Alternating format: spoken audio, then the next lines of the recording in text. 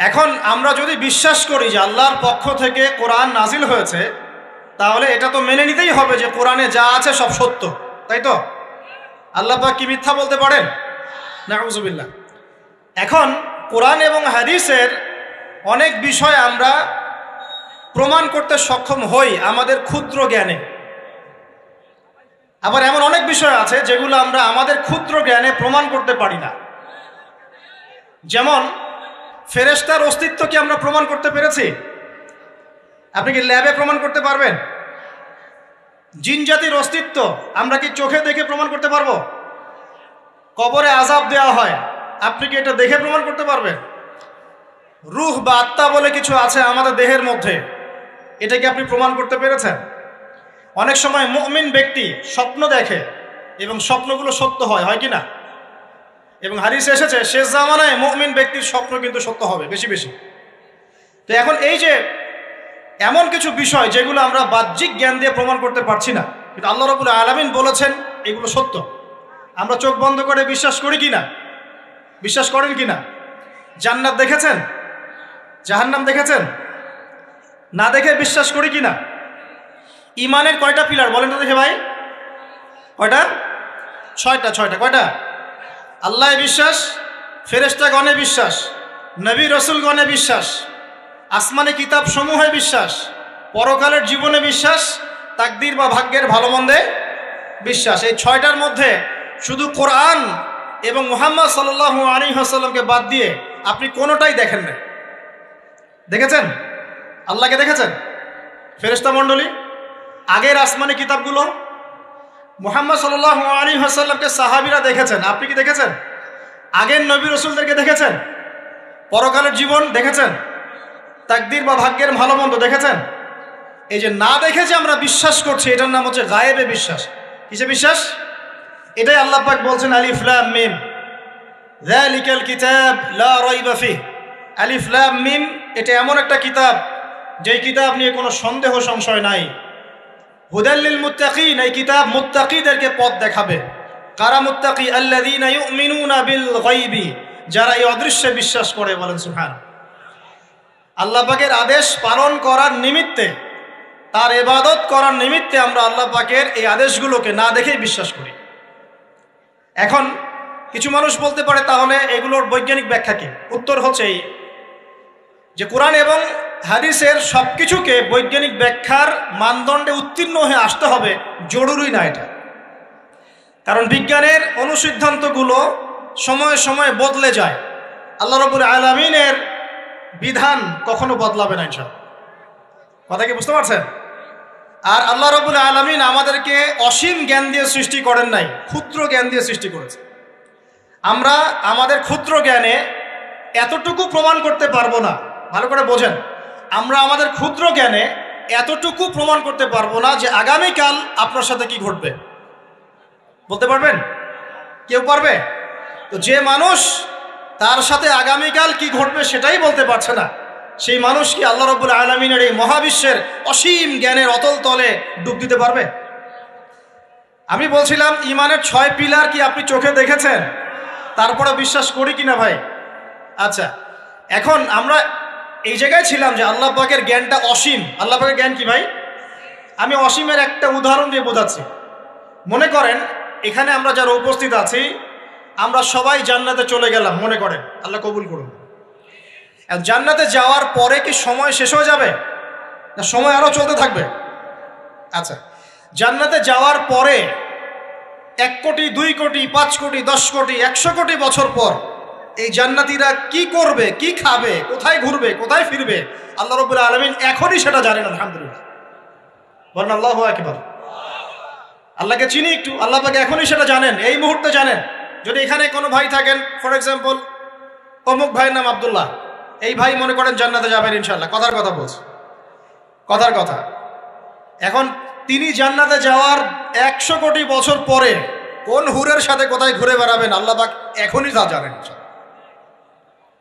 আল্লাহ পাককে চিনতে শিখুন।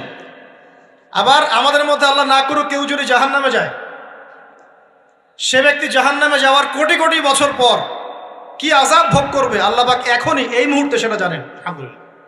এবং আগেও জানতেন। আল্লাহ পাকের কোনো শুরু নাই, আল্লাহ পাকের কোনো শেষ নাই। আল্লাহ পাকের কোনো শুরু নাই, আল্লাহ পাকের কোনো শেষ নাই।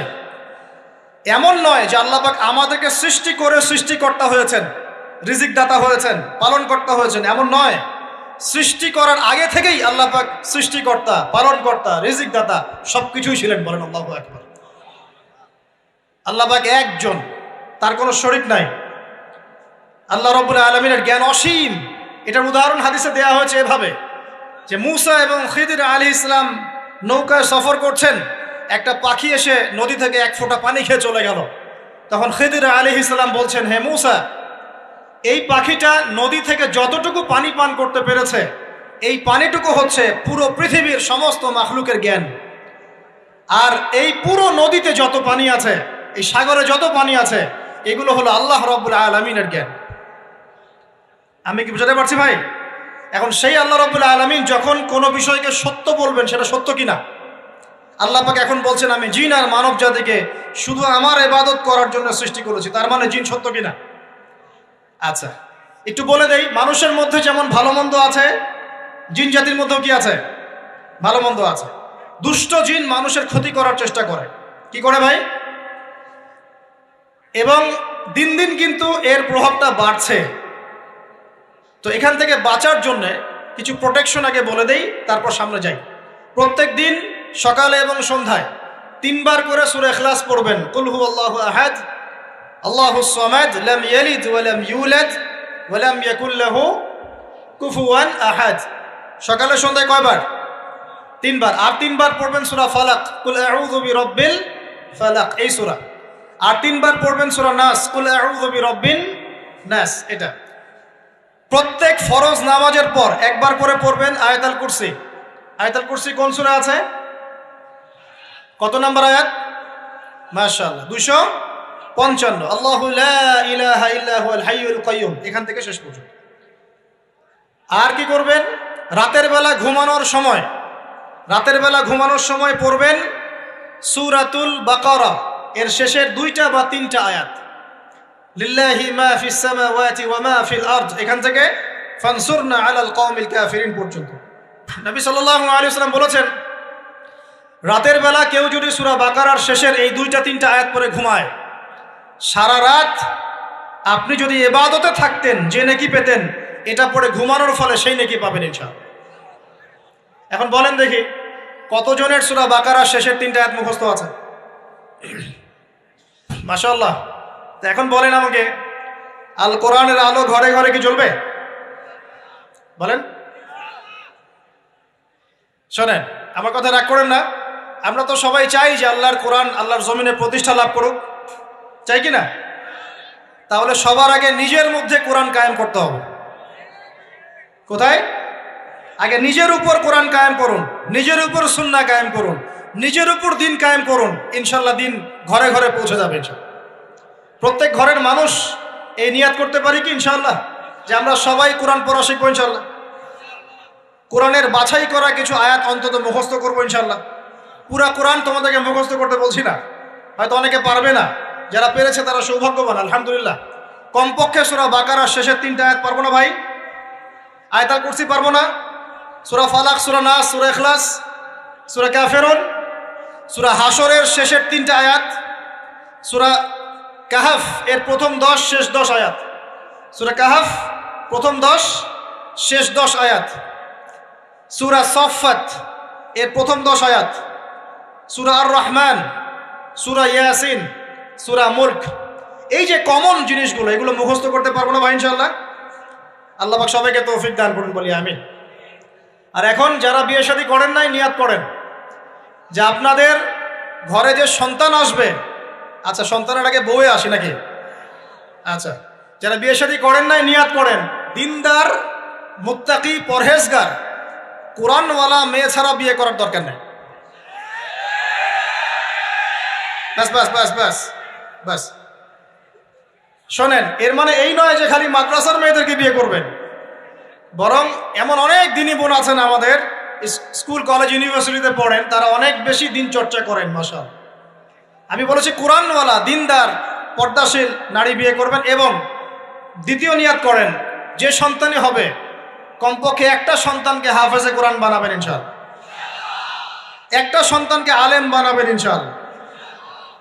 আপনার মেয়ে হলে সেই মেয়েকে আয়েশা রাদিয়াল্লাহু আনহার মতো বানান ইনশাআল্লাহ। আপনার ছেলে হলে আপনার ছেলেকে আবু বকর, ওমর, ওসমান, আলী রাদিয়াল্লাহু আনহুম আজমাইন তাদের আদর্শে করে তোলেন ইনশাআল্লাহ। পারা যাবে না ভাই? যখন ঘরে ঘরে কোরআনওয়ালা মানুষ তৈরি হবে না, আল্লাহর জমিনে আল্লাহর দিন এমনি প্রতিষ্ঠা হয়ে যাবে ইনশাআল্লাহ। বাতিল কোন দিক পালিয়ে যাবে ঠিক নাই। সবকিছু শেষ আছে না বলেন তো? সব কিছু শেষ আছে। নমরুদ আছে না নাই? দুনিয়াতে আছে। মানুষ তার নামও স্মরণ করে। যখন সে দুনিয়া ছিল মনে হচ্ছিল দুনিয়াটাই তার, তখন মনে হচ্ছিল কি দুনিয়াটাই নমরুদের। ফেরাউন দুনিয়া আছে না নাই? আছে। তার নামও কি মানুষ স্মরণ করে? যখন ফেরাউনের রাজত্ব ছিল, যুগ ছিল, তখন মনে হতো যে পুরো দুনিয়াটাইও। কথা বুঝতে পারছেন না? এরকম প্রত্যেক যুগে যুগে। আজ জাতির নাম শুনেছেন? আজ জাতি এই তাল গাছের সমান লম্বা চওড়া ছিল এক একজন। বিশ্বাস করছেন না? তাল গাছের সমান লম্বা চওড়া ছিল এবং পাহাড় কেটে কেটে তারা বাড়িঘর নির্মাণ করত। তাদের কাছে আল্লাহ পাক নবী হিসেবে পাঠিয়েছিলেন হুদ আলাইহিস সালামকে। কোন নবী? সূরা হুদ পড়ে দেখবেন। আপনি যদি কবিতা, সাহিত্য, ছন্দ এগুলো পছন্দ করেন তাহলে সূরা হুদ আপনার জন্য। সুবহানাল্লাহ। আপনি যদি কবিতা, সাহিত্য, ছন্দ, বালাগাত পছন্দ করেন, সূরা আর রহমান আপনার জন্য, সূরা হুদ আপনার জন্য, সূরা শুআরা এগুলো আপনার জন্য। এত চমৎকার কাব্যিক বিন্যাস আছে, কবিতার ছন্দে ছন্দে উপন্যাস ব্যাখ্যা করা হয়েছে বলে। সুবহানাল্লাহ। মানুষ তো কোরআনকে মূল্যায়ন করে না।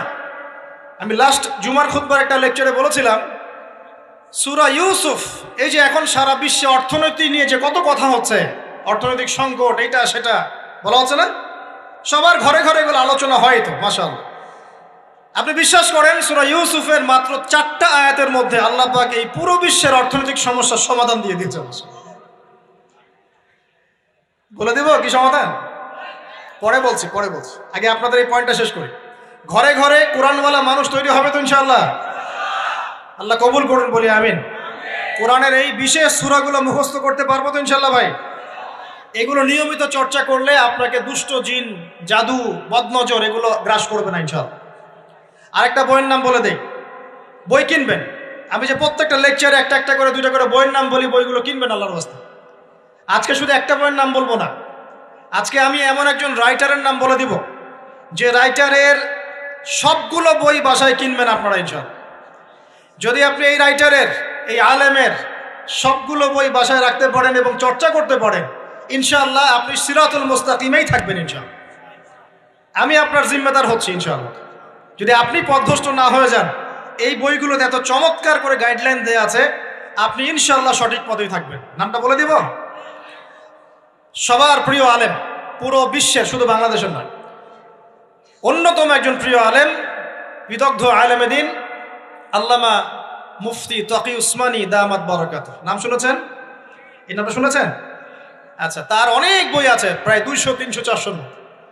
সবগুলা বই বাসায় কিনবেন ইনশাআল্লাহ। ইবাদত নিয়ে বই আছে, মুআমালাত নিয়ে বই আছে, তাসাউফ নিয়ে বই আছে, জিকির নিয়ে বই আছে, অর্থনীতি নিয়ে বই আছে, ওয়ার্ল্ড অ্যাফেয়ার্স নিয়ে বই আছে, প্রতিটা সাবজেক্ট ধরে ধরে বই আছে। কোথায় পাবেন? এই তো অনলাইনে অনেক বুকশপ আছে না, এগুলোতে পাবেন। বাংলা বাজারে ঢাকায় পাবেন। এগুলো অনুবাদ হয়ে গেছে আলহামদুলিল্লাহ। এবং বাংলাদেশে অনেক স্টুডেন্ট আছে তার হাতে গড়া। তাদের এলেম, তাদের আমল, তাদের আখলাক দেখলে পরকালকে চেনা যায় মাশাআল্লাহ। বই কিনতে পারবেন তো একটু ইনশাআল্লাহ? আরে ভাই, ইউনিভার্সিটির ক্যান্টিনে বসলেই তো 100 টাকা শেষ হয় আপনার। আর ক্যান্টিনে যদি বোরখাওয়ালা কাউকে নিয়ে বসেন তাহলে তো শেষ। এখন সহি প্রেম করে মানুষ। এক ভাই প্রশ্ন করেছে সেদিন, কালকেই, যে সে দিনের পথে ফিরে এসেছে কিন্তু তার গার্লফ্রেন্ডকে ভুলতে পারে না। তো বলছে, ভাই তাকে দাওয়াত দেওয়ার খাতিরে হলেও কি ফোনে কথা বলা যাবে? কি উত্তর দিব বলেন? আপনি পবিত্র হতে যাচ্ছেন কি না? পবিত্র হতে যাচ্ছেন, পবিত্র পথে আসতে চাচ্ছেন, তাহলে অপবিত্র পথে আবার কেন ফিরে যাবেন? এগুলো কি হালাল না হারাম? আল্লাহ পাক বলেছেন, লা তাকরাবু জিনা, জিনার ধারের কাছেও যেও না, ধারের কাছেও যেও না। দেখেন, এই একই কথা আল্লাহ পাক আদম এবং হাওয়া আলাইহিস সালামকে এইরকম শব্দে বলেছিলেন, ওয়ালা তাকরাবা হাযিহি শাজারা, তোমরা এই গাছের ফল খেও না এমন নয়, তোমরা এই গাছের কাছেও যেও না। আমার কথা কি বুঝতে পারছেন? মানে এই বাঁশ অতিক্রম করে এসো না এমন নয়, এই বাঁশের কাছেও বসবা না। বুঝতে পারছেন কথা? একইভাবে আল্লাহ বলছেন ওয়ালা তাকরাবু জিনা, তোমরা জেনা করো না এমন নয়, জেনার কাছেও। ফিজিক্যাল রিলেশন তো অনেক দূরের কথা, হারাম। আপনি ফোনেও কথা বলবেন না, আল্লাহ পাক তৌফিক দান করুন। আপনি যদি পবিত্র থাকতে পারেন ইনশাআল্লাহ তাআলা আল্লাহ পাক আপনাকে আপনার উপযুক্ত পাত্রী দিবেন ইনশাআল্লাহ। আর যদি আপনি পবিত্র থাকতে না পারেন, এমন হতে পারে যে হয়তো আপনি পবিত্র কাউকে পান নাই, হতে পারে কি না? আচ্ছা প্রিয় ভাইয়েরা, বইটা কিনবেন, বইটার নাম, দোয়ার বইটার নাম হলো হিসনুল মুসলিম। কি নাম? হিসনুল মুসলিম। যদি কিনতে না পারেন, ওই যে প্লে স্টোরে ঢুকেন, প্লে স্টোরে ঢুকে দেখবেন যে একটা অ্যাপস আছে হিসনুল মুসলিম। এখানে যতগুলো দোয়া আছে সবগুলো দোয়া আগামী 1 বছরের মধ্যে মুখস্থ করবেন। রাজি আছেন কি না? আর এখানে সকাল সন্ধ্যায় পড়ার জন্য কিছু দোয়া আছে, সকাল সন্ধ্যায় পড়ার। এই দোয়াগুলো আল্লাহর ওয়াস্তে মুখস্থ করবেন, পারবেন ইনশাআল্লাহ? আল্লাহ তৌফিক দান করবেন, আমিন। আর একটা আমল বলে দিব, তারপর সামনে যাব। সেটা হলো 5 ওয়াক্ত নামাজ তো পড়েন মাশাআল্লাহ, নাকি? কারা কারা নামাজ 5 ওয়াক্ত পড়েন হাত তোলেন দেখি। আলহামদুলিল্লাহ, মাশাআল্লাহ, হাত নামান। আর যারা নামাজ পড়েন না তাদেরকে আমি একটা হাদিস শোনাবো, একটা হাদিস শুনবেন। নবী সাল্লাল্লাহু আলাইহি ওয়াসাল্লাম বলেছেন, قال النبي صلى الله عليه وسلم بين العبد وبين الكفر والشرك ترك الصلاة। আল্লাহ পাকের বান্দা আর একজন কাফের মুশরিকের মধ্যে পার্থক্যই হচ্ছে নামাজ। আল্লাহ পাকের বান্দা মানে মুমিন মুসলিম এবং একজন কাফের মুশরিকের মধ্যে পার্থক্য কি? মান তারাকা সালাতান মুতাআম্মিদান ফাকাদ বারিয়াত মিন যিম্মাতিল্লাহ। কেউ যদি ইচ্ছাকৃতভাবে তার উপর ফরজ নামাজকে ছেড়ে দেয়, সে যেন আল্লাহ পাকের জিম্মেদারি থেকে মুক্ত হয়ে গেল। অন্য হাদিসে আছে মান তারাকা সালাতান মুতাআম্মিদান ফাকাদ কাফার। কেউ যদি ইচ্ছা করে নামাজ ছেড়ে দেয়, সে ব্যক্তি কুফরি করলো। বলি নাউজুবিল্লাহ। আমরা কি কুফরি করতে চাই নাকি ভাই? নামাজের কথা বলেছি, 5 ওয়াক্ত নামাজ কারা কারা পড়েন না হাত তোলেন এবার। আচ্ছা, লজ্জার কিছু নাই। এখন আমার সাথে তওবা করেন, আমার সাথে তওবা করেন, বলেন আস্তাগফিরুল্লাহ আল্লাযী লা ইলাহা ইল্লা হুয়াল হাইয়ুল কাইয়্যুম ওয়া আতুবু ইলাইহি। আল্লাহর কাছে সাক্ষী রেখে বলেন, আল্লাহ আমি জীবনে যত রাকাত নামাজ ছেড়ে দিয়েছি এর জন্য আমাকে মাফ করে দাও। ইনশাআল্লাহ আগামী জীবনে আমি বিনা ওজরে 1 ওয়াক্ত নামাজও বাদ দিব না ইনশাআল্লাহ। রাজি আছেন ইনশাআল্লাহ? বাস এই একটা নসিহত যদি আজকে আপনারা আমল করতে পারেন, ইনশাআল্লাহ আজকের মাহফিল সফল। পারা যাবে? আর বই কিনতে বললাম, 1 নাম্বার কোন বই বলেন? হিসনুল। আর কোন আলেমের নাম বলেছি? আল্লামা, জোরে বলেন। তার অনেকগুলো বই আছে, কেনার চেষ্টা করবেন তো ইনশাআল্লাহ। আল্লাহ পাক তৌফিক এনায়েত করুন, বলি আমিন। তাহলে আমরা সূরা যারিয়াতের 56 নম্বর আয়াতে কি শিখেছি ভাই? আল্লাহ রাব্বুল আলামিন আমাদেরকে সৃষ্টি করেছেন কেন? তার ইবাদত করার জন্য। আছে। এখন আমাকে বলেন যে আল্লাহ পাকের ইবাদত করার জন্য আল্লাহ পাক এই দুনিয়াতে আমাদেরকে কত বছর সময় দিয়েছেন? বলেন দেখি। সর্বোচ্চ কত হবে? সর্বোচ্চ 60, 70, 100 হতে পারে। এই তো। আমরা কি চিরস্থায়ী থাকবো এখানে না চলে যাব? আচ্ছা, দুনিয়ার জীবনটা তাহলে কি? আল্লাহ পাক বলছেন, আল্লাযী খালাকাল মাউতা ওয়াল হায়াতা লিয়াবলুয়াকুম আইয়ুকুম আহসানু আমালা। আল্লাহ পাক জীবন মৃত্যু সৃষ্টি করেছেন কেন? আল্লাহ পাক পরীক্ষা করার জন্য যে এই দুনিয়ার জীবনে আমলে কে শ্রেষ্ঠ, আমলে কে শ্রেষ্ঠ। দুনিয়ার জীবনে আসার উদ্দেশ্য পেয়েছি আল্লাহর ইবাদত করা, এখন পেলাম আল্লাহ জীবন মৃত্যু কেন সৃষ্টি করেছেন? আমলে পরীক্ষা করার জন্য যে কে শ্রেষ্ঠ হচ্ছে। আমাদের উদ্দেশ্য কি? আমাদের উদ্দেশ্য হচ্ছে পুলসিরাত পার হয়ে জান্নাতে যাওয়া। উদ্দেশ্য কি? পুলসিরাত পার হয়ে জান্নাতে যাওয়া। সূরা আলে ইমরানের 185 নম্বর আয়াতে আল্লাহ পাক বলেছেন, কুল্লু নাফসিন যায়িকাতুল মাউত। প্রত্যেকটা নফস মৃত্যুর স্বাদ গ্রহণ করবে, এরপর কিয়ামতের মাঠে তাদের আজর তাদেরকে পূর্ণ মাত্রায় বুঝিয়ে দেওয়া হবে। আল্লাহ পাক বলছেন, ফামান যুহজিহা আনিন নারি ওয়া উদখিলাল জান্নাতা ফাকাদ ফাজ। ওই দিন যে ব্যক্তিকে জাহান্নাম থেকে বাঁচানো হবে এবং জান্নাতে প্রবেশ করানো হবে, সেই ব্যক্তি হচ্ছে সফল। কথা ঠিক কিনা? তাহলে উদ্দেশ্য পেলাম তো, আমাদের গন্তব্য পেলাম তো। আমাদের গন্তব্য কি তাহলে? জান্নাত। এখন এই দুনিয়ার জীবনে আমরা সর্বোচ্চ হয়তো 100 বছর বাঁচবো, আল্লাহ ভালো জানেন, তাই তো? এই দুনিয়ার জীবনের এই হায়াতের সবচেয়ে ইম্পর্টেন্ট টাইমটা কোনটা বলেন? সবচেয়ে ইম্পর্টেন্ট টাইম কোনটা? যৌবন কিনা? যৌবন কাকে বলে? যৌবন কাকে বলে? কত বছর থেকে কত বছর পর্যন্ত? 20 থেকে 40, বা 15 থেকে 40, বা 20 থেকে 50, এই তো? আচ্ছা, এই বয়সের মধ্যে কারা কারা আছেন হাত তোলেন দেখি। মাশাআল্লাহ, সবাই তো দেখি এই বয়সে, হাত নামান। এখন এই বয়স সম্পর্কে আগে 2টা হাদিস শোনেন, আমার দিকে তাকান, তারপরে আমি বলছি অবস্থা কি, করণীয় কি। আমি বলেছি যুবকদেরকে কিছু নসিহত করবো আজকে, নিয়াত করেছি, ঠিক আছে ভাই? আচ্ছা, যুবকদের সম্পর্কে প্রথম হাদিস, রাসূল সাল্লাল্লাহু আলাইহি ওয়াসাল্লাম বলেছেন, কিয়ামতের মাঠে মানুষ যখন উঠবে, আমরা উঠবো কি না? আচ্ছা, নাকি উঠবো না? যারা আগুনে পুড়ে গেছে তারা উঠবে কি না? যারা পানিতে ডুবে গেছে, যাদের লাশও খুঁজে পাওয়া যায় নাই, উঠবে কি না? উঠবে। আচ্ছা, যখন মানুষ উঠবে তখন তাকে 5টা প্রশ্ন করা হবে। কয়টা ভাই? এই 5টা প্রশ্নের আগে সে তার পা সামনেও ফেলতে পারবে না, পিছনেও ফেলতে পারবে না। আমরা কি একটু চিন্তা করতে পারছি কত ভয়ঙ্কর হবে বিষয়টা? এই সামান্য গরমে আমাদের অবস্থা খারাপ, সূর্য সেদিন সামনে নিচে, আর মানুষ উঠে দাঁড়িয়ে আছে, তাদেরকে 5টা প্রশ্ন করা হবে। যতক্ষণ পর্যন্ত প্রশ্নের উত্তর দিতে পারছে না, সামনেও যেতে পারবে না, পিছনেও আসতে পারবে না, পা নড়াতে পারবে না। 1, তোমার পুরো জীবনটা তুমি কোন কাজে ব্যয় করেছো? উত্তর কি রেডি আছে আমাদের কাছে? আমরা কি বলতে পারবো, হে আল্লাহ, আমরা আমাদের পুরো জীবন তোমার ইবাদত করে কাটিয়েছি? 2, তোমার যৌবন স্পেশালি তুমি কোন কাজে ব্যয় করেছো? তোমার যৌবন তুমি স্পেশালি কোন কাজে ব্যয় করেছো? যুবকরা কি উত্তর দেওয়ার জন্য প্রস্তুত আছে যে আমাদের যৌবন আমরা আল্লাহর পথে কাটিয়েছি? সবাই কি বলতে পারবো? 3 নাম্বার, তোমার রিজিকের উৎস কি ছিল? কোন পথে সম্পদ অর্জন করেছো? 4 নাম্বার, কোন পথে সম্পদ ব্যয় করেছো? কোন কোন খাতে সম্পদ ব্যয় করেছো? আমরা কি আমাদের আয় এবং ব্যয়ের হিসাব দেওয়ার জন্য প্রস্তুত? 5, তোমাকে আমি যে জ্ঞান দিয়েছিলাম সেই জ্ঞান অনুযায়ী আমল করেছো কিনা?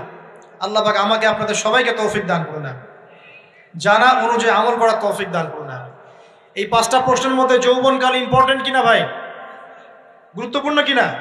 মাথায় রাখি। সামনে একটা হাদিস শুনুন, রাসূল সাল্লাল্লাহু আলাইহি সাল্লাম বলছেন, কে এই কিয়ামতের মাঠেই 7 শ্রেণীর মানুষকে আল্লাহ পাক বিশেষ মেহমানদারির ব্যবস্থা করবেন, আরশের ছায়ায় ছায়া দিবেন ইনশাআল্লাহ। কোথায় ছায়া দিবেন? ওই দিন এই ছায়া ছাড়া অন্য কোনো ছায়া থাকবে না।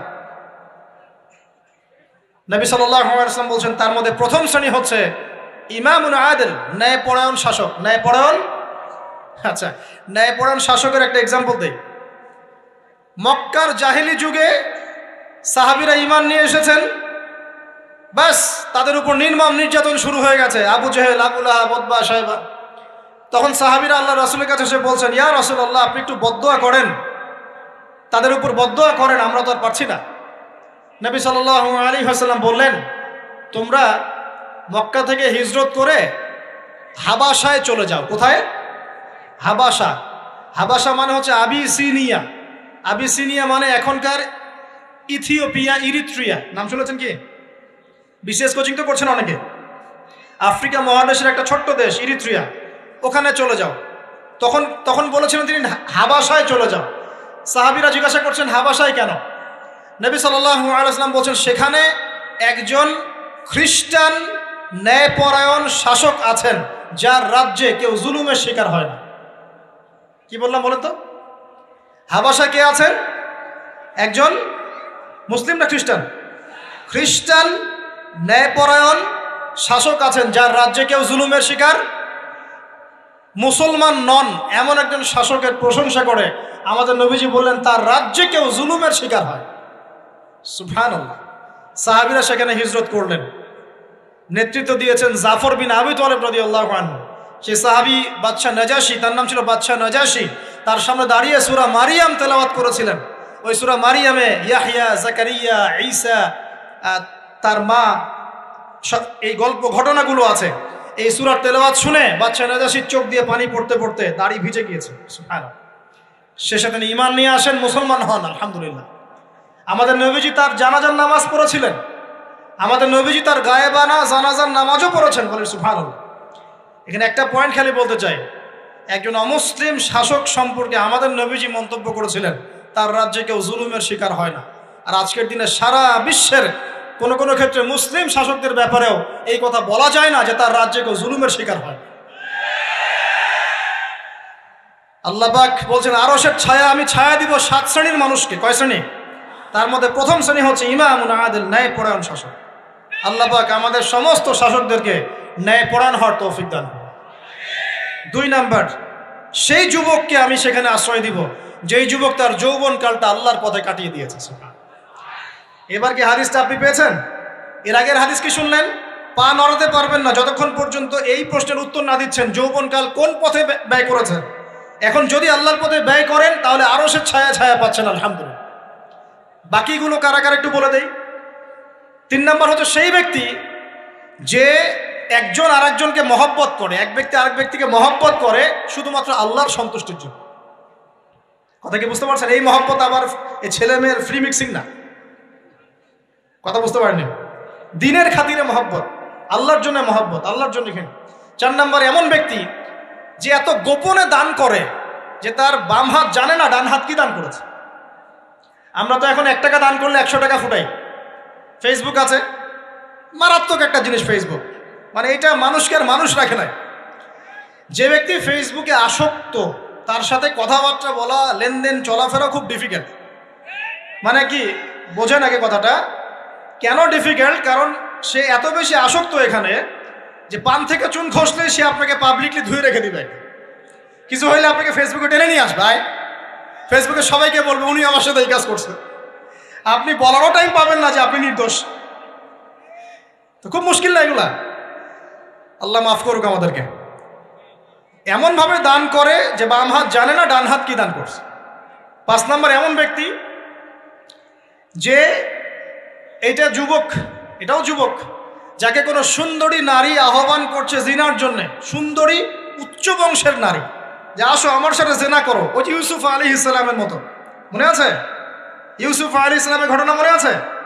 আচ্ছা, কিন্তু সেই যুবক বলে, সেই ব্যক্তি বলে ইন্নী আখাফুল্লাহ, আমি আল্লাহকে ভয় করি, আমি তোমার সাথে খারাপ কাজ করতে পারবো। এরকম ছেলে এবং এরকম মেয়ে এখন সমাজে খুঁজে পাওয়া যায়? হাতে গোনা, হাতে গোনা। আপনি অনলাইন ঘাটাঘাটি করেন, গুগল করেন, ক্রস চেক করেন, দেখবেন বাংলাদেশের 25 বছরের কম বয়সী ছেলে আর মেয়েদের জেনার হার কত আপনি বের করে দেখেন। 25 বছরের কম যে যুব সমাজ আমাদের সামনে আছে তাদের মধ্যে কত % যুবক এখন পর্যন্ত ফিজিক্যাল সম্পর্ক করেনি কারোর সাথে, আপনি খুঁজে বের করতে পারবেন। শুধু ছেলেদের ক্ষেত্রে এটা নয়, মেয়েদের ক্ষেত্রেও আছে। এই যে অনার্স লাইফ পার করার আগেই বহু মেয়ে সতীত্ব নষ্ট করে ফেলছে, বহু ছেলে সতীত্ব নষ্ট করে ফেলছে। কথাগুলো কি রাগ করছেন? আমি আপনাদের ভাই এবং আমি আপনাদেরকে মহব্বত করি। আমরা জেনার পথে যাব না, আমরা হালাল সম্পর্কে থাকবো ইনশাআল্লাহ। যখন আপনি জেনায় চলে যাবেন আপনার কলব থেকে আল্লাহর নূর নষ্ট হয়ে যাবে। এটা এমন একটা পাপ যেটা করার পর মানুষ আল্লাহর সামনে মাথা তুলে দাঁড়াতে পারে না, লজ্জায় চোখ নেমে যায়, ইবাদতে স্বাদ পায় না। যখন হারাম সম্পর্কে, ফ্রি মিক্সিং, এগুলোতে মানুষ থাকে, ইবাদতে মানুষ স্বাদ পায় না।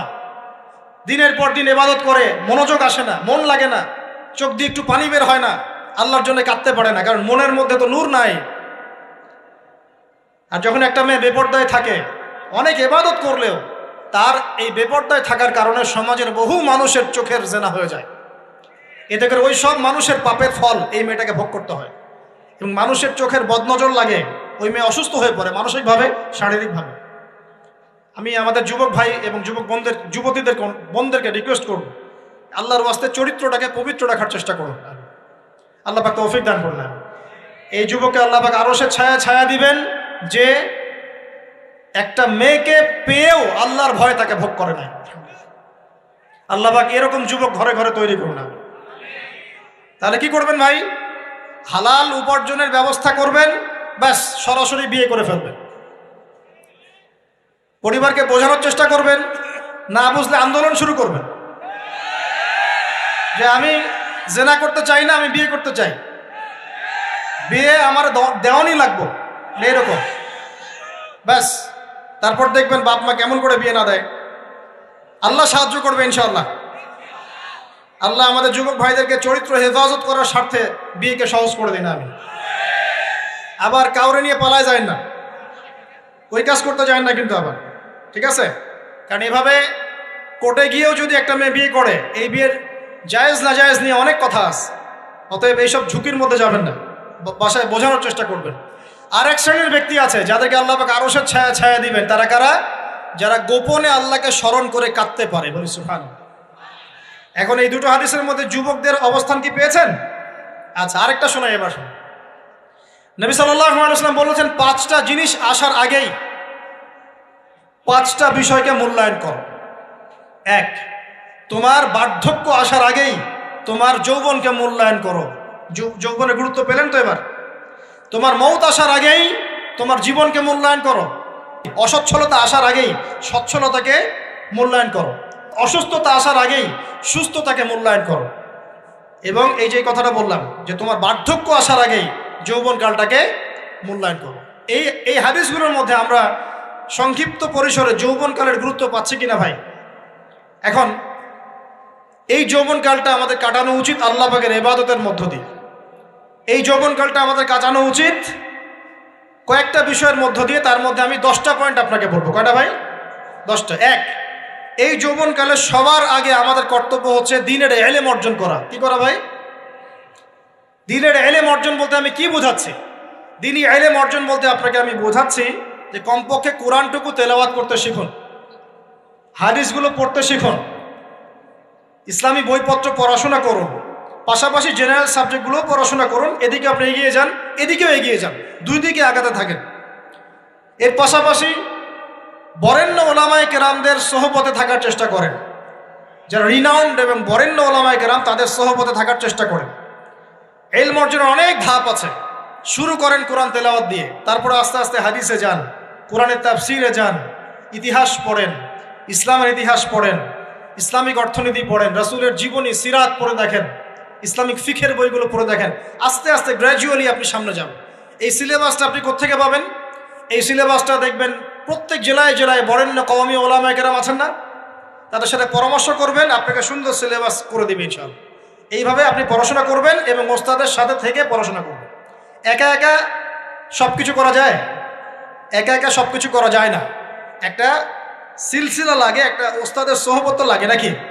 একা একা কি কোরআন সুন্নাহ সব বুঝে ফেলতে পারবেন আপনি? তাই মনে হয়? কখনোই না। অতএব বরেণ্য আলেমদের সোহবতও লাগবে, আবার আপনার চেষ্টাও লাগবে। আল্লাহ পাক তৌফিক দান করুন। এই যৌবনকালের প্রথম কাজ কি ভাই? ইলম অর্জন করা। 2 নম্বর, এই যৌবনকালে আমরা যে পরিমাণ ফিজিক্যালি ফিট থাকি, শরীরে শক্তি থাকে, উদ্যম থাকে, আমাদের বয়সটা 40-50 হয়ে গেলে সেটা থাকবে না। থাকবে? অতএব এই যৌবনকালে বেশি বেশি ইবাদত করতে থাকেন। আল্লাহ পাক তৌফিক দান করুন। এই যৌবনকালে 5 ওয়াক্ত নামাজ তো পড়বেনই, এর পাশাপাশি নফল নামাজগুলো পড়ার চেষ্টা করুন।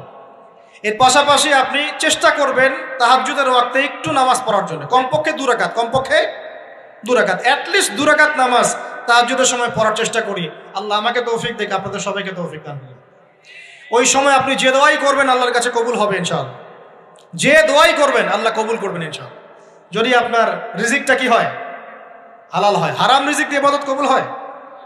হারাম রিজিকের দোয়া কবুল হয়? কবুল হয় না। 3 নাম্বার, এই যৌবনকালে আমরা রাসূলের সুন্নতের উপর বেশি আমল করবো ইনশাআল্লাহ। করা যাবে ইনশাআল্লাহ?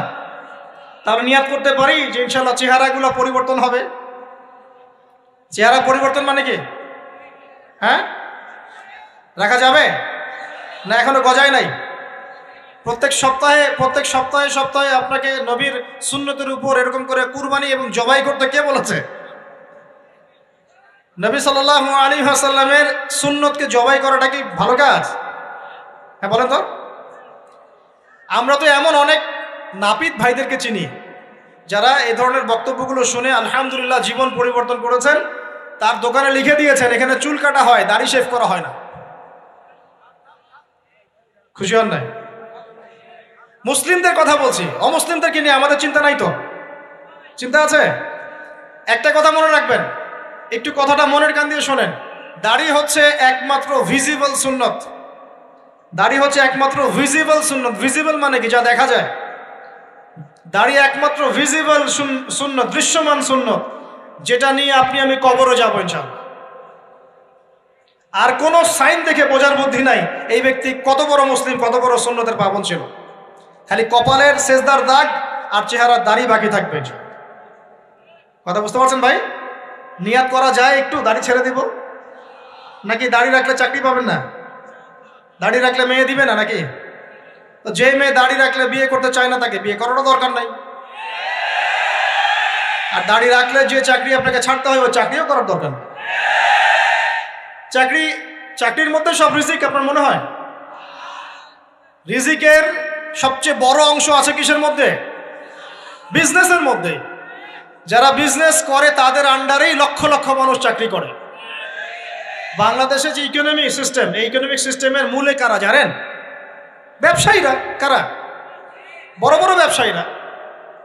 এমন অনেক ব্যবসায়ী আছেন যাদের একজনের জাকাতের টাকা দিয়ে একটা গ্রামের মানুষকে খাওয়ানো যায়। বিশ্বাস করছেন না? ইকোনমিক তো আমার সাবজেক্ট, আমরা পড়েছি এগুলো, পড়াশোনা করেন দেখেন। বিজনেস, এরপরে আছে ক্রিয়েটিভ কোনো প্রজেক্ট, এমন কোনো প্রজেক্ট যেটা এখন পর্যন্ত কেউ লঞ্চ করে নাই। এখন অনলাইনে অনেকে আয় করেন না, আজকে থেকে 20 বছর আগে মানুষ এটা করেছিল। এখন অনেক মানুষ বাহির থেকে পড়াশোনা করে দেশে এসে এই যে ডেইরি প্রজেক্ট করছে, পোলট্রি করছে, নতুন নতুন অনেক প্রজেক্ট করছে না? কৃষিভিত্তিক অনেক কাজ করছে। তারা কি সচ্ছল না? আমি একজন ভাইয়ের কথা জানি, যিনি আলহামদুলিল্লাহ আল্লাহর এই অধম বান্দার ওয়াজ শুনে সুদের চাকরি ছেড়ে দিয়েছিলেন। চাকরি ছেড়ে দিয়ে তিনি চায়ের বিজনেস শুরু করে, চায়ের বিজনেস। তো ইদানিং জানলাম তিনি এখন মানুষকে টাকা ধার দেন। মাশাআল্লাহ, তিনি এখন মানুষকে টাকা ধার দেন চায়ের ব্যবসা করেই। আর আমাকে তো এখনো মানুষের কাছে হাত পাততে হচ্ছে। কথা বুঝতে পারেন নাই? আল্লাহ পাক তাকে সুদ ছেড়ে দেওয়ার জন্য সচ্ছল করে দিয়েছেন। এই ওসিলা দিয়েই তিনি সচ্ছল হয়েছেন আলহামদুলিল্লাহ। রিজিক কার হাতে? এটা বিশ্বাস করেন, রিজিক আল্লাহর হাতেই। আল্লাহ পাক চাইলে আপনাকে বেহিসাব রিজিক দিবেন ইনশাআল্লাহ। অতএব সুন্নতকে বিসর্জন দিয়ে নয়, সুন্নতে থাকেন, আল্লাহ পথ খুলে দিবেন ইনশাআল্লাহ। আল্লাহ পাক তৌফিক দান করুন। যুবক ভাইদেরকে বলছিলাম, তাহলে প্রথম কাজ আমাদের ইলম অর্জন করা, তারপরে কি ভাই? নামাজের পাবন্দ হওয়া, আর নামাজ ফরজের পাশাপাশি নফলগুলোও চর্চা করা। 3 নম্বর বলেছি রাসূলের সুন্নতের উপর একদম ইস্তেকামা, দৃঢ়ভাবে আমল করা। আর সুন্নত শিখতে হলেই তো 3 দিনের জন্য বেরিয়ে যান, 7 দিনের জন্য, 40 দিনের জন্য বেরিয়ে যান। সুন্নত শিখিয়ে আপনাকে বাসায় পাঠাই দেবে ইনশাআল্লাহ। পড়াবে না? অনেক মানুষ মনে করে যে তাদের ওখানে গেলে আমার আকীদা নষ্ট হয়ে যাবে। হ্যাঁ, তাই না? তারা বিভ্রান্ত। হ্যাঁ, নাউজুবিল্লাহ। স্বপ্নে পাওয়া ধর্ম, অনেকে টিটকারি মারে, স্বপ্নে পাওয়া ধর্ম। এইসব ব্যাঙ্গের ছাতার মতো আদর্শের দিকে মুখ ফিরাবেন না। মাকবুল জামা, যেগুলো মাকবুল জামা, ক্লাসিক্যাল ইসলামের মধ্যে থাকেন, আপনি বিভ্রান্ত হবেন না। তারা আপনাকে কখনো খারাপ কাজে আদেশ করেছে? কত চোর ডাকাত মদখোর মানুষ সেখানে গিয়ে 5 ওয়াক্ত নামাজি হয়ে গেছে, সুদের ব্যবসা ছেড়ে দিয়েছে, মাদক ছেড়ে দিয়েছে, আল্লাহর ওলি হয়ে গেছে আলহামদুলিল্লাহ। তো আপনাকে তারা সুন্নত শিখিয়ে বাসায় পাঠিয়ে দিবে। এছাড়া আপনি অন্যভাবে শিখতে চলে শিখবেন, সমস্যা কি? যদি মাদ্রাসায় পড়ার তৌফিক থাকে তাহলে পড়বেন। সবাই কি মাদ্রাসায় পড়ার তৌফিক পাবে? পাবে না। নিঃসন্দেহে কিছু মানুষ তৌফিক পাবে, কিছু মানুষ হয়তো পাবে না। যারা পাবে না তারা দিন শিখবে কিভাবে? এভাবেই তো শিখবে। সুন্নতের উপর আমল করতে হবে, এটা সবচেয়ে বড় কথা। আল্লাহ পাক আমাদের সবাইকে সুন্নাহর উপর আমল করার তৌফিক দান করুন। 4 নম্বর ভাই, যৌবনকালে আমরা আমাদের সময়গুলোকে মূল্যায়ন করবো ইনশাআল্লাহ। কথা বুঝতে পারছি ভাই? সময় মূল্যায়ন কেমন? আপনার দিন রাতের একটা রুটিন থাকবে, এলোমেলো লাইফ লিড করবেন না। এই যে আমরা, আল্লাহ মাফ করুক, আমরা এখন 3টায় 2টায় 4টায় ঘুমাই, 12টা 1টা 2টায় উঠি, নাউজুবিল্লাহ। এতে করে কি আমাদের রুটিন লাইফটা ঠিক আছে? আমাদের খাওয়ার ঠিক নাই, আমাদের ঘুমের ঠিক নাই, আমাদের মানে খাবারের যে অভ্যাস, খাদ্যাভ্যাসও ঠিক নাই। আমরা একটু খেলাধুলা আগে করতাম, সেটাও এখন করি না। সারাদিন ফোন নিয়ে বসে থাকি, আর এই যে ইউটিউব ফেসবুকে বসে থাকি। গোল হয়ে বসে লুডো খেলে। গোল হয়ে কি করে? লুডো খেলে, অনলাইনে গেমস খেলে, অনলাইনে পাবজি খেলে, ফ্রি ফায়ার খেলে। আগে তো তাও ছেলে পেলে একটু ফুটবল খেলতো, ক্রিকেট খেলতো, আমরাও তো খেলেছি। ওই সময় তাও আলহামদুলিল্লাহ আমাদের ফিজিক্যাল ফিটনেস অনেক ভালো ছিল। এখন ওগুলো বাদ দিয়ে যে মানুষ পর্নোগ্রাফি দেখছে, লুডো খেলছে, পাবজি খেলছে, ফ্রি ফায়ার খেলছে, সারাদিন অনলাইনে বসে অথর্বর মধ্যে বসে আছে, এটা কি ভালো হচ্ছে? এজন্য অ্যাটলিস্ট ফজরের নামাজ পড়ে জিকির আজগার করে পড়াশোনা করে আধা ঘন্টা 1 ঘন্টা একটু খেলাধুলা করলে কি সমস্যা? একটু ফুটবল খেলেন, দৌড়াদৌড়ি করেন, জগিং করেন, একটু ব্যায়াম করেন। আল্লাহ পাক আপনাদের যৌবনে বরকত দান করুন, আমিন। এই কাজগুলো করতে হবে কিনা? ভালো না খারাপ? করেন।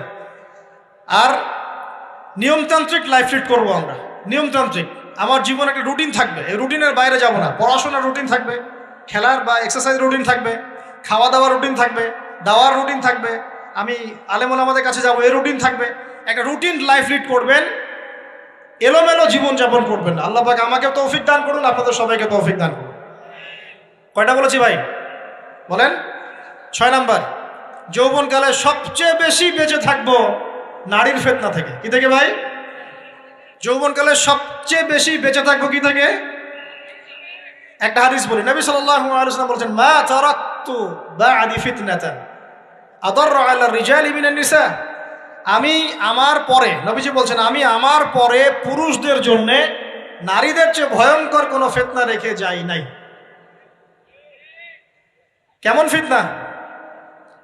আপনি একটু অনেস্টলি বলেন তো দেখি, যে আমরা যারা পর্নোগ্রাফিতে টুকটাক আসক্ত বা এ ধরনের অনলাইনে বা অফলাইনে এই ধরনের হারাম সম্পর্কের সাথে আছি, মন থেকে কি আপনি ফিল করেন যে আল্লাহ আপনার সাথে আছেন? বলেন তো দেখি, অনেস্টলি বলেন।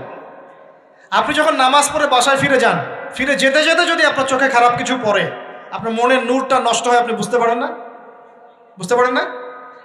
যখন আপনি এরকম হারাম কোনো সম্পর্কে আছেন, নাউজুবিল্লাহ, আপনার মনটা যে শক্ত হয়ে গেছে, আপনি বুঝতে পারেন না? আল্লাহর ওয়াস্তে নারী জাতির ফিতনা থেকে সর্বোচ্চ দূরত্ব অবলম্বন করবেন। আল্লাহ পাক তৌফিক দান করুন। কি করব তাহলে আমরা? ওই যে বলেছি, হালাল সম্পর্ক করতে পারলে হালাল, যদি করতে না পারি সবর করবেন। কি করবেন? সবর করবেন, ভালো কাজে ব্যস্ত থাকবেন, বেশি বেশি রোজা রাখবেন। কি করবেন? বেশি বেশি রোজা রাখবেন। সোমবারে রোজা রাখবেন, বৃহস্পতিবারে রোজা রাখবেন। এভাবে আপনি আপনার জীবনটা গুছিয়ে নেন, আল্লাহ পাক প্রবৃত্তিকে নিয়ন্ত্রণ করার ক্ষমতা দিবেন ইনশাআল্লাহ। এরপরেও যদি ভুল হয়ে যায়, হতে পারে এই যুগটা ফিতনার যুগ, চরম ফিতনার যুগ। যদি কোনো ভুল হয়ে যায়, খবরদার আপনি হতাশ হবেন না। ভুল হয়ে গেলে কখনো হতাশ হবেন না। হতাশা শয়তানের পক্ষ থেকে আসে, কখনো হতাশ হবেন না। দেন ওযু করে জায়নামাজে দাঁড়িয়ে 2 রাকাত নামাজ পড়ে আল্লাহকে বলবেন, আল্লাহ আমার ভুল হয়ে গেছে, আমাকে মাফ করে দাও। পারা যাবে ইনশাআল্লাহ। জীবনে কখনো হতাশ হবেন না। জীবনে যাই হয়ে যাক না কেন, কখনো হতাশ হবেন না। মনে রাখবেন, আল্লাহ আপনার রব, আল্লাহ আপনার সাথে আছেন ইনশাআল্লাহ। অতএব নারীর ফিতনা থেকে নিজেকে বাঁচিয়ে রাখার চেষ্টা করুন, আল্লাহ পাক তৌফিক এনায়েত করুন। 7 নাম্বারটা হচ্ছে, এই সমাজ আপনাকে যেভাবে শেখায়, কিভাবে শেখায়? এই যে স্কুল, কলেজ, ইউনিভার্সিটি, চাকরি, বিয়ে, সন্তান প্রতিপালন, আর তারপর ইন্না লিল্লাহি ওয়া ইন্না ইলাইহি রাজিউন, এই তো শেখায় নাকি? সবসময় মনে রাখবেন যে আল্লাহ রাব্বুল আলামিনের পরিকল্পনাই আপনার উপরে সবচেয়ে বেশি অগ্রাধিকার যোগ্য, সমাজের পরিকল্পনা নয়। পরিবার আপনাকে চাপ দিচ্ছে, চাকরি পাস না, পড়াশোনা করিস না, হ্যাঁ পড়াশোনায় কেন তুই 80 নম্বর পাইলি না, কেন চান্স পেলি না, কবে চাকরি পাবি, কবে আমাদেরকে দেখবি, খাওয়াবি, পড়াবি, এই যে চাপগুলো চারপাশ থেকে আসে কিনা? অনেক যুবক দেখা যায় মাদকাসক্ত হয়, অনেকে দেখা যায় আত্মহত্যা করছে ইদানিং, করছে কিনা ভাই? এই শব্দটা থেকে আমি এই পয়েন্টটা আজকে লিখেছিলাম যে ভুলেও আল্লাহর প্রতি বিশ্বাস এবং তাওয়াক্কুল হারাবেন না। সমাজ যেভাবে শেখায়, সমাজ চারপাশে যে চাপ আপনাকে দিচ্ছে, এই চাপে নিজে গা ভাসিয়ে দিবেন না। আপনি আল্লাহর কাছে দোয়া করবেন, আল্লাহর কাছে পথ চেয়ে নেবেন এবং আল্লাহর প্রতি তাওয়াক্কুল ভরসা করবেন। কখনো আত্মহত্যার পথ বেছে নেবেন। কি হয়েছে? 80 নাম্বার পান নাই তো কি হয়েছে? আপনি চেষ্টা করেছেন কিন্তু চান্স পান নাই তো কি হয়েছে? চেষ্টা তো করেছেন আপনি চেষ্টা করেছেন ইউনিভার্সিটিতে চান্সের জন্য, আপনি চান্স পাই নাই, চেষ্টা করেছেন না আপনি? বাস, চেষ্টা করেছেন, পাই নাই, তাকদিরে ছিল পাই নাই, বাস। আমি আমার চেষ্টা করেছি। কখনোই আত্মহত্যার পথ বেছে নেবেন না। আর আমরা পিতা মাতাদেরকে রিকোয়েস্ট করব, কোনো অবস্থাতেই সন্তানকে এত বেশি চাপ দিবেন না যে সন্তানটার এই কোমরটাই ভেঙে চলবে। এই সমস্যাগুলো দিন দিন বাড়ছে সমাজের মধ্যে। কেন এত চাপ দিচ্ছেন? তার প্রতিভা কোথায় খুঁজে বের করুন। তাকে জোর করে কেন টেনে লম্বা করার চেষ্টা করছেন? আমাদের সমাজে বাচ্চা হয়ে গেলেই তার পিঠে একটা সিল মেরে দেয়, হয় ডাক্তার না হলে ইঞ্জিনিয়ার। কেন? এর বাইরে কোনো প্রফেশন নাই? আমার সন্তানকে হয় ঢাকা বিশ্ববিদ্যালয়ে চান্স পেতে হবে, না হলে বুয়েটে, না হলে এখানে। এর বাইরে আর কোথাও পড়ারই জায়গা নাই। আর এখানে পড়লেই আমার সে ছেলে বা আমার মেয়ে একদম সবচেয়ে বড় জ্ঞানী হবে, অন্য কোনোভাবে হবে না, এটা গ্যারান্টি দেওয়া আছে? যারা সভ্যতা বিনির্মাণ করেছেন তারা কয়জন বড় বড় ডিগ্রি সার্টিফিকেট পেয়েছেন খুঁজে বের করে দেখেন, দেখেন খুঁজে বের করে। আমরা ফিলোসফির মধ্যে যে ফিলোসফারদের হিস্ট্রি পড়েছিলাম তাদের মধ্যে বেশিরভাগই দেখা যায় স্কুলেও যায় নাই, কলেজেও যায়। আছে না এমন? আছে। আমি বলছি না আপনারা যাবেন না, আমি বলছি জ্ঞানের মানদণ্ড এটাই নয় যে আমার সার্টিফিকেট অর্জিত হয়েছে, সার্টিফিকেটটাই জ্ঞানের মানদণ্ড নয় তো। হ্যাঁ, প্রতিযোগিতার একটা জগৎ আছে, আমাকে সে জগৎ উতরাতে হবে। আপনি চেষ্টা করবেন, যদি না হয় তাকদিরে ছিল, হয় নাই, বাস হয় না। আমাকে আল্লাহ পাঠিয়েছেন তার ইবাদত করার জন্য, এখানে আত্মহত্যা করার জন্য আল্লাহ আমাকে পাঠান নাই। আমার জীবন যদি দিতেই হয় তাহলে আল্লাহর জন্য দিব ইনশাআল্লাহ। ঠিক আছে কথা? ব্যাস, দুনিয়ার জন্য নয়। আল্লাহ পাক বোঝার তৌফিক দান করুন। কটা বললাম? 7টা না 8টা? 7টা। 8 নাম্বার, 8 নাম্বারটা ইম্পর্টেন্ট এবং এটা আপনাদের জন্য মজাদার। সেটা হলো 8 নাম্বারটা বেশি ইম্পর্টেন্ট। এটা হচ্ছে দিনের পথে চলার ক্ষেত্রে আপনি অনেক রকম মতবাদ পাবেন সামনে। কেউ বলবে আমারটা সঠিক, কেউ বলবে না ওরটা নয়, আমারটা সঠিক, কেউ বলবে না আমার দলটা সঠিক, কেউ বলবে না ওর সংগঠন সঠিক। এগুলো আপনার কান ভারী করে ফেলবে একদম। তখন মনে হবে যে আগেই ভালো ছিলাম রে ভাই, নামাজ পড়তাম না, এখন নামাজ পড়া শুরু করে দেখলাম যে আরে হাতটা বাঁধবো কোথায় এটাই তো ফিক্স করতে পারতেছি না। এখন আমার কিছু তো অভিজ্ঞতা আছে ভাই, নাকি ভাই? ওর আলোকে একটা কথা বল, সেটা হলো সমাজে কিছু ইখতিলাফি মাসআলা আছে, এই মাসআলাগুলো কানেও ঢুকাবেন না। আপনি ইবাদতের মধ্য দিয়ে আল্লাহকে পাওয়ার চেষ্টা করুন। এবং চিরায়ত একটা ইসলাম আমরা ফলো করছি না, এই ইসলামের মধ্যে এমন কিছু নাই যেটা আপনাকে জাহান্নামে নিয়ে যাবে, এমন কিছু নাই। হ্যাঁ, প্রত্যেকটা ঘরানার মধ্যে কিছু বিভ্রান্ত মানুষ থাকতে পারে, এমন কিছু মানুষ এমন আমল করছে যে আমলটা হয়তো কোরআন এবং হাদিসে নাই। এটা তার সমস্যা, কোরআন সুন্নাহর সমস্যা নয়। কথা বুঝতে পারছেন? এটা তার সমস্যা, সে এটাকে সেই বেদাতটা করছে, সেই শিরকটা করছে। তার মানে এই নয় যে কোরআন হাদিস আমাকে শিরক শিখিয়েছে, বেদাত শিখিয়েছে। কোরআন এবং হাদিসে যেটা আছে এটা সুন্দর এবং এটা চিরায়ত একটা ক্লাসিক্যাল ইসলাম আমাদের কন্টিনেন্টে আছে, বাংলাদেশেও আছে। এখানে থাকলে আপনি বিভ্রান্ত হবেন না ইনশাআল্লাহ তাআলা। বরেণ্য ওলামায়ে কেরামদের কাছে গিয়ে অন্তত একজন হকপন্থী আলেমের সাথে পরামর্শ করে আপনি আমল করার চেষ্টা করুন। আর যে বিষয়গুলো নিয়ে ইখতিলাফ আছে এগুলো নিয়ে সমাজে মতপার্থক্য সৃষ্টি করে সমাজটাকে বিভক্ত করতে যায় না। আল্লাহর ওয়াস্তে মসজিদ ভাগ করতে যায় না, সমাজকে ভাগ করতে যায় না। জাতিগত ঐক্যটা রক্ষা করেন, আল্লাহ পাক বোঝার তৌফিক দান। আর যদি মানুষের মধ্যে খারাপ কিছু দেখি, ওই খারাপ কিছু বিষয়টা আমি এড়িয়ে যাবো ইনশাআল্লাহ। আর কোনটা ভালো কোনটা খারাপ আমি বুঝবো কিভাবে? আমি 10 জন আলেমের সাথে পরামর্শ করবো, বাস। আমি এত বড় আলেম নই, তাহলে আমি 10 জন আলেমের সাথে পরামর্শ করব যে হুজুর এই বিষয়টা চলছে, এটা সম্পর্কে আসলে বিষয়টা কি। একটা ঘরানার দিকে কখনো আপনি সাম্প্রদায়িকভাবে বায়াস্ট হয়ে যাবেন না। আপনি আপনার চিন্তাটাকে লিবারেল রাখবেন, হকটা যেখানে পাবো সেটা নিব ইনশাআল্লাহ। এমন নয় যে উনি বলেছেন বলেই হক আর কারোটা নিব না, ওনারটাই নিব, এভাবে চিন্তা করবেন না। হক যেখানে আছে সেখানে যাবেন আপনি ইনশাআল্লাহ। আল্লাহ পাক আমাদেরকে বোঝার তৌফিক দান। আর যে ইখতিলাফগুলো আছে এগুলো নিয়ে সমাজকে বিভক্ত করতে যায় না, মতানৈক্য নিয়েই ঐক্য হবে ইনশাআল্লাহ তাআলা। আল্লাহ পাক আমাদেরকে কথাটা বোঝার তৌফিক দান। আর শেষের দুটো হলো যৌবনকালে আমরা আমাদের পরবর্তী জীবনের প্রস্তুতি গ্রহণ করবো ইনশাআল্লাহ। কারণ বার্ধক্যের জীবনে আপনি কিন্তু এই কাজগুলো এখন করতে পারছেন, সেগুলো পরে পারবেন না। অতএব এই সময়ই আপনি আপনার রিজিকের একটা অংশ সঞ্চয় করার চেষ্টা করুন, কিছু সাস্টেইনেবল অ্যাসেট করার চেষ্টা করুন, যাতে পরবর্তী বয়সে গিয়ে আপনাকে দিনের দিকে কাজ করার জন্য দুনিয়ার ফিতনায় পড়তে না হয়। আল্লাহ পাক আপনাদেরকে হালাল রিজিকের ব্যবস্থা করে দিন, আমি দোয়া করি আল্লাহুম্মা আমিন। আর সবশেষ যেটা বলতে চাচ্ছিলাম, দেখুন যৌবনকালে আমরা যা করতে পারবো অন্য সময় পারি না। তাই এই যৌবনেই ইলম অর্জন করে আল্লাহ পাকের দিনের এই দাওয়াতের মেহনত আমরা শহরে শহরে, গ্রামে গঞ্জে, জেলায় উপজেলায়, প্রত্যন্ত অঞ্চলে সমস্ত জায়গায় পৌঁছে দেবো ইনশাআল্লাহ। যৌবনকালে আমরা বেশি বেশি দাওয়াতি কাজ করার চেষ্টা করবো, আল্লাহ পাক তৌফিক দান করুন। যতটুকু জানেন, আপনি এতটুকু জানেন না যে নামাজ পড়তে হয় 5 ওয়াক্ত, তাহলে নিজে পড়েন, মানুষকে নামাজের দাওয়াত দেন।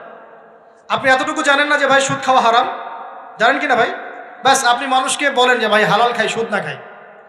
আপনি এতটুকু জানেন না যে জেনা করা হারাম, বাস আপনি আপনার বন্ধুকে দাওয়াত দেন, ভাই জেনার দিকে যাস না এবং হারাম অ্যাফেয়ার্সে যাস না। যতটুকু জানেন অতটুকু মানুষের কাছে পৌঁছে দেন। আল্লাহ পাক তৌফিক দান করুন। যুবক ভাইদেরকে আমি এই 10টা নসিহত করলাম আছে, এই নসিহতগুলো একটু মেনে চলেন, যৌবনটা সুন্দর হবে ইনশাআল্লাহ। এছাড়া আর অনেক নসিহত আছে, এগুলো ওই যে বইগুলোর নাম বলে দিয়েছি, আল্লামা তাকি উসমানী হুজুরের যে বইগুলো, এগুলো পড়েন, ইনশাআল্লাহ দেখবেন আরো অনেক হেদায়েত আপনি পাবেন। মোটা দাগে কথা হচ্ছে ইলম অর্জন করতে হবে। রাজি আছে কিনা ভাই? রাজি আছে কিনা বলেন? ইলম অনুযায়ী আমল বাড়িয়ে দিব। রাজি আছে কিনা? হকপন্থী ওলামায়ে কেরামের সাথে পরামর্শ করে চলবো। রাজি আছে কিনা? আমরা যৌবনকালে হালাল রিজিক অন্বেষণের চেষ্টা করবো। রাজি আছে কিনা? যৌবনের সময়কে বিন্যাস করে চলবো, এলোমেলো জীবনযাপন করবো না। রাজি আছে কিনা? নারীদের ফিতনা থেকে বেঁচে থাকার চেষ্টা করব। রাজি আছে কিনা? আগামী দিনের জন্য, ইসলামকে এগিয়ে নেওয়ার জন্য দাওয়াতের মেহনত করব। রাজি আছে কিনা? আচ্ছা, এখন আসেন, এগুলো আমাদের করণীয় ছিল, আমাদের যুবকরা এখন করছে কি সেটা শুনুন। আমাদের যুবকরা এখন কিশোর গ্যাং করছে। কিশোর গ্যাং কি করছে? আপনাদের পরিবারের কর্তা যারা আছেন তাদেরকে আমি একটু রিকোয়েস্ট করবো, আপনার সন্তানের দিকে খেয়াল রাখেন। আপনার সন্তানকে যত ছোট মনে করছেন, আপনার সন্তান এখন এত ছোট নয়। কিশোর বয়সে সে এমন পাপও করে ফেলেছে যা আপনি এখনো করেন নাই। কিশোর বয়সে এমন এমন পাপ করা তার শেষ যা আপনি এখনো চিন্তাও করতে পারেন না। অতএব সন্তানকে শুধু গায়ে গতরে বড় করলে হয় না। আমরা যে সন্তানকে মানুষ করার জন্য নিজের ঘাম ঝেড়ে দিচ্ছি, মানুষ করার অর্থ হচ্ছে ওর আত্মাটাকে গড়ে তোলা, দেহটাকে গড়ে তোলা নয়, তার আত্মাটাকে গড়ে তুলুন। সন্তান থেকে খেয়াল রাখেন। ঢাকা শহরে কিশোর গ্যাংয়ের দৌরত্বে টেকা যাচ্ছে না। রাস্তাঘাটে ছিনতাই করছে, মাদক সেবন করছে, মানুষের সম্পদ মোবাইল ধুপ করে কেড়ে নিয়ে দৌড় দিচ্ছে, এক গ্যাং আরেক গ্যাংয়ের সাথে মারামারি করছে। এগুলো শিখছে কোত্থেকে? এগুলো শিখছে আপনার ওই যে অপসংস্কৃতি দেখে দেখে। পশ্চিম থেকে, আমাদের পার্শ্ববর্তী থেকে অনেক অপসংস্কৃতি ঢুকছে ভিতরে, ওটা দেখে দেখে দেখে দেখে শিখছে কি করতে হয় না করতে। দুইটা গ্যাং তৈরি করছে এবং সিনেমাতে যেমন দেখানো হয় সে নিজেকে ওই রকম করে চিন্তা করা শুরু করেছে। এই কনসেপ্টগুলো মানুষ পাচ্ছে কোথায়? নাটক সিনেমা থেকে পাচ্ছে। একটা দল ক্রিয়েট করেছে, সে সেই দলের নেতা হয়েছে, আরেক দল তাকে মারতে আসছে, সে আবার তাকে মারতে যাচ্ছে। এই যে জিনিসগুলো, এগুলো নাটক সিনেমায় দেখানো হচ্ছে না এখন? যুবকরা শিখছে কোত্থেকে এগুলা? বাংলাদেশের মেয়েদেরকে একসময় শেখানো হয়েছে তুমি সুন্দর না, তুমি কি না, তাদের মনে ঢোকান তুমি সুন্দর না, আরো সুন্দর হতে চাও, আরো সুন্দর হতে চাও, এই ক্রিম মাখো সুন্দর হয়ে যাও। এই একটা কনসেপ্ট ঢুকিয়ে দিছে মাথায়, তুমি সুন্দর না, তোমাকে আরো সুন্দর হতে হবে। আল্লাহ তোমাকে যে সৌন্দর্য দিয়েছেন এটা যথেষ্ট না, অন্যরা আরো অনেক বেশি সুন্দর, তুমি সুন্দর না, এই ক্রিম মাখো সুন্দর হবে। এই করতে করতে করতে ক্রিমের ব্যবসা শুরু হলো। বাণিজ্য, সবকিছুর পিছনে কি থাকে? বাণিজ্য, আর কিচ্ছু না। তারপর শুরু হলো যে পার্লার, অমুক ক্রিম তমুক ক্রিম, অমুক সোনো, এই সেই, বাস মেয়েরা পাগল হয়ে গেল। ব্যাস নতুন নতুন আমরা আমাদের সংস্কৃতি ধারণ করে যে কাপড় চোপড়গুলো পরি, কিছু মানুষ শেখালো এর চেয়ে এই ফ্যাশনটা ভালো, এটা পরো। ব্যাস ঈদে ঈদে নতুন নতুন ফ্যাশন আসা শুরু করলো। আরে পাঞ্জাবি পায়জামা পরা তো আমাদের বাপ দাদাদেরই সুন্নত, এটা বাঙালিদেরই সুন্নত। সব বাদ দিয়ে এখন আমরা কি শুরু করেছি দেখেন তো। তো এগুলো কিন্তু মিডিয়া দিয়ে আপনাদেরকে ঢোকানো হয়, মিডিয়া থ্রু দিয়ে। আমরা দেখছি এখন যুবকরা, বহু যুবক মাদকাসক্ত হয়ে যাচ্ছেন, হচ্ছেন কি না? কিসের এত হতাশা ভাই? কি হয়েছে? আপনার গার্লফ্রেন্ড আপনাকে ছেড়ে চলে গেছে? তা গেছে না হয়তো, কি হয়েছে ভাই? কি হয়েছে? গার্লফ্রেন্ড ছেড়ে চলে গেছে তো কি হয়েছে? আল্লাহ পাকের জমিনে কি মেয়ের অভাব নাকি?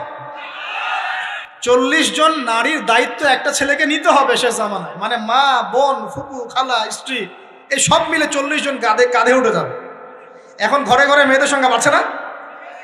নবীজি বলেছেন শেষ জামানায় মেয়েদের সংখ্যা বাড়বে, ছেলেদের সংখ্যা কমবে। কমছে কি না ছেলেদের সংখ্যা? এখন হয়তো এভারেজ 100, 104, পরে দেখবেন আরো বেড়ে গেছে। শুধু আমেরিকার হিস্ট্রি ঘেটে দেখেন, ওখানে ছেলে মেয়ের অনুপাতটা কেমন, কমছে সব জায়গাতে, আরো সামনে কমবে।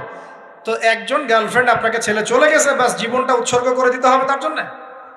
এখন কি ফেন্সিডিল, গাঁজা, ইয়াবা এগুলো সেবন করতে হবে? আপনাকে কে সৃষ্টি করেছেন ভাই? কি উদ্দেশ্যে? প্রথমে কি একটা বলেছে, কি উদ্দেশ্যে? আমাকে আল্লাহ পাঠিয়েছেন দুনিয়াতে নামাজ পড়তে, রোজা রাখতে, দিনের প্রচার করতে, দিনের জ্ঞান অর্জন করতে, এই তো। তা আমি একজন মেয়ের জন্য জীবন নষ্ট করে দিব কেন? আমি তাহলে আল্লাহর কাছে কি মুখ দেখাবো আর নবীর কাছে কি মুখ দেখাবো? ওখানে গিয়ে বলবো আল্লাহ আমি আমার অমুক প্রেমিকার জন্য আশেক হয়ে একদম জীবন দিয়ে দিয়েছি, আত্মহত্যা করেছি। গেছে ভাই, যাইতে দেন। যে ব্যক্তি আপনার অবস্থানকে মূল্যায়ন করে নাই সে আপনার যোগ্য ছিল না। এখন আপনি কি করবেন? নিজের অবস্থান উন্নত করেন, আপনার পিছনে লাইন ধরে ঘুরবে ইনশাআল্লাহ। এটাই বাস্তবতা। দুনিয়া খুব খারাপ জিনিস। মানুষ মানুষের অবস্থানকে মূল্যায়ন করে, মানুষ মানুষের অবস্থানকেই মূল্যায়ন করে, কিন্তু আল্লাহ রাব্বুল আলামিন আপনাকে সর্বাবস্থায় ভালোবাসেন। আলহামদুলিল্লাহ। এই যে আমরা এখন অনেক পাপ করছি না, আল্লাহ কি আমাদেরকে আযাব দিয়ে ধ্বংস করে দিয়েছেন? আল্লাহ পাক এখনো আমাদেরকে ভালোবাসেন, রহম করেন, অপেক্ষায় আল্লাহ পাক অপেক্ষা করছেন কখন তওবা করবে, আমি তওবা কবুল করব। এই কখন আমার বান্দা খালি একবার বলে আস্তাগফিরুল্লাহ, আল্লাহ পাক সাথে সাথে মাফ করে দেবেন। আর সেই আল্লাহকে ভুলে আপনি কার পিছনে ছুটছেন? আমরা কিন্তু নিয়াত করতে পারি ভাই যে আমরা যারা ওয়াজ শুনলাম জীবনে কোনোদিন সিগারেটে হাত দিব না ইনশাআল্লাহ। রাজি আছি ভাই? অন্য বড় বড় জিনিস তো বহুত দূরের কথা। আচ্ছা, অনেকে রাজি হয় নাই কেন? আপনারা কি অলরেডি আসক্ত? আমি অনেক ভাইকে দেখেছি মাশাআল্লাহ ইফতার খুলেই একদম বেনসন টানা শুরু করে। হ্যাঁ, এটা যে হারাম আপনাদের কেউ ওয়াজ করে শোনায় নাই? এটাকে কি মনে করেন আপনারা, হারাম না হালাল? কেউ বলেছে মাকরু, নাকি মাকরু ফতোয়া দিয়েছে? মাকরুহ শব্দের অর্থ জানেন আপনি? মাকরুহ শব্দের অর্থ কি একটু শোনেন। সূরা বনী ইসরাইল খুলবেন। কোন সূরা? সূরা বনী ইসরাইল। আল্লাহ পাক বলছেন আমি বনু ইসরাইলকে এই কাজগুলো করতে নিষেধ করেছি। কোন কোন কাজ? জেনা করো না, জেনার ধার কাছে যেও না, এতিমের মাল আত্মসাৎ করো না, শিরিক করো না ইত্যাদি। যারা আলেম আছেন তারা আমার কথা বুঝবেন। এই কাজগুলোর পরে আল্লাহ পাক বলছেন যে এই প্রত্যেকটা কাজ আল্লাহর কাছে মাকরুহ, অপছন্দের। কিসের? অপছন্দ। তাহলে এটাকে আপনি সহজ মনে করছেন? নিয়াত করি আল্লাহ পাকের সন্তুষ্টির জন্য আমরা কোনোদিনও মাদকের সাথে সম্পৃক্ত হব না ইনশাআল্লাহ। আর বিশ্বাস করেন, শুধুমাত্র মাদকদ্রব্য নিয়ন্ত্রণ অধিদপ্তর এই আইন কানুন এগুলো দিয়ে, জরিমানা দিয়ে মানুষকে মাদক ছাড়ানো যাচ্ছে না, যাবে না। কেন যাবে না এটা আপনারা খুব ভালো করেই জানেন, আমি বলতে চাচ্ছি না। অনেক সময় মাদক বিরোধী কনসার্ট করে মানুষ, মাদক বিরোধী কনসার্টে ওঠার আগে এক বোতল ডাইল খেয়ে আসে আগে। এগুলো কি বাস্তব কথা বলছি না অবাস্তব কথা বলছি? আমাদের যুবক ভাইরা কোশ্চিন কালেও মাদকের ধার কাছে যাবেন না ইনশাআল্লাহ। একটা হাদিস খালি মনে রাখেন, একটা, এই হাদিসটা মনে রাখেন। নবী সাল্লাল্লাহু আলাইহি ওয়াসাল্লাম বলেছেন কেউ যদি মাদকদ্রব্য সেবন করে তার 40 দিনের নামাজ কবুল হবে না। সিগারেট একটা খেয়েছি, 40 দিন নামাজ নাই। এরপর যদি সে তওবা করে আল্লাহ মাফ করে দিবে। আবার যদি মাদক খায় আবার 40 দিন কবুল হবে না।